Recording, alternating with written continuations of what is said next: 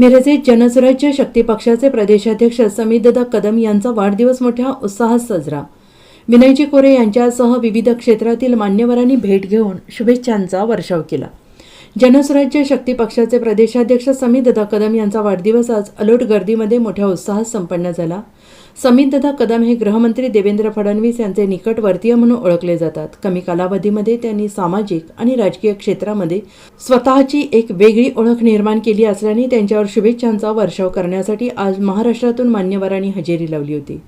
त्यांच्या वाढदिवसाच्या निमित्ताने विविध सामाजिक उपक्रमाचे आयोजन करण्यात आले होते।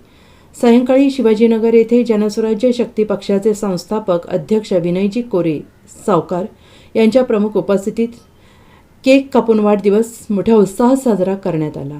भाजप युवा नेते सुशांतदादा खाडे, भाजप अनुसूचित जाती मोर्चाचे प्रदेश सरचिटणीस मोहन वनखंडे सर, केडीसी बँकेचे संचालक विजयसिंह माने, पृथ्वीराज बाबा देशमुख, संग्राम देशमुख, चंद्रहार पाटील, राहुल सावंत, प्रवीण झेंडे, सांगली कुपवाड महापालिकेचे सर्व माजी नगरसेवक, सर्व पक्षाचे पदाधिकारी, कार्यकर्ते यांनी समीरदादा कदम यांची भेट घेऊन शुभेच्छांचा वर्षाव केला।